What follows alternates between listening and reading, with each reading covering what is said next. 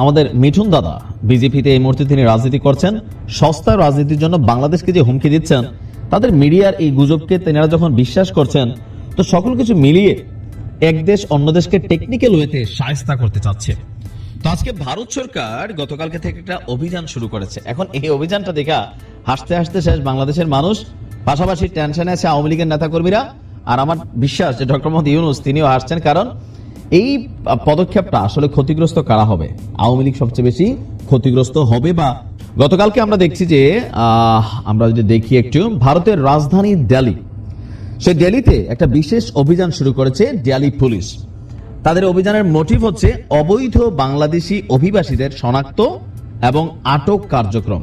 অবৈধ বাংলাদেশি, তো এই মুহূর্তে ভারতে আমরা যারা প্রতিনিয়ত গমন করি, 98% মানুষই বৈধ, 2% যারা হয়তো চোরাকারবারি অথবা বিভিন্ন সময় সীমান্তবর্তী এলাকা দিয়ে প্রবেশ করেন, বের হন, এটা হতে পারে। কিন্তু ভারতে কন্টিনিউ টানা অবৈধভাবে বসবাস করছেন এই মুহূর্তে এই সংখ্যাটা আওয়ামী লীগের নেতাকর্মীদের বেশি। পুলিশের দাবি, আউটার দিল্লি অঞ্চলের এক বিশেষ অভিযানে 175 জন সন্দেহভাজন বাংলাদেশিকে সাম্প্রতিক সময়ে চিহ্নিত করা হয়েছে। ভারতের পুলিশের বরাতে ভারতীয় বার্তা সংস্থা পিটিআই এই তথ্য দিয়ে বলছে যে 21 ডিসেম্বর 12 ঘন্টার একটা বিশেষ অভিযান পরিচালনা করেছে দিল্লি পুলিশ।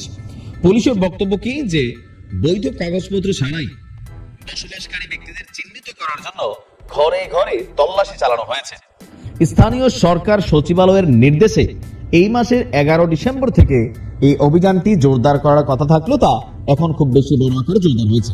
পুলিশ বলছে যে অবৈধ অভিবাসীদের সংখ্যা হঠাৎ বেড়ে যাওয়ায় আউটার ডিস্ট্রিক্ট পুলিশের আওতাধীন বিভিন্ন এলাকায় ঘরে ঘরে যৌথ তল্লাশি চালানো হচ্ছে। সন্দেহভাজন অভিবাসীদের তথ্য সংগ্রহের জন্য ঘরে ঘরে পুলিশ আপনার যাচ্ছে।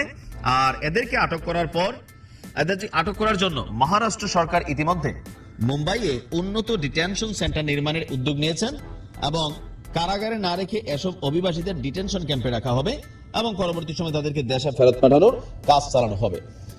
ভারতে গিয়ে অবৈধ হইতে পারে বাংলাদেশের মানুষের মধ্যে, আপনি নর্মাল যদি চিন্তা করি, ভারতের ইকোনমি বাংলাদেশের চেয়ে শক্তিশালী। তবে আম জনতার ইকোনমি কি শক্তিশালী নাকি আম্বানির মতন লোকদের, আদানির মতন লোকদের?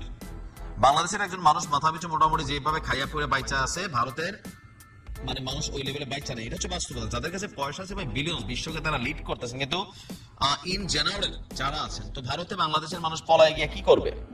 ওই যে বললাম না, 2% যারা হয়তো চোরা কারবারি বা বিভিন্ন উদ্দেশ্যে ঢুকেন এরা, কিন্তু বছরের পর বছর একটা শিক্ষিত বা একজন কি বলা হচ্ছে মেধাবী ব্যক্তিত্ব বা নর্মাল গায়ে গোতরে খাটতে পারে এমন ব্যক্তিত্ব ভারতে গিয়ে কাজ করবে না।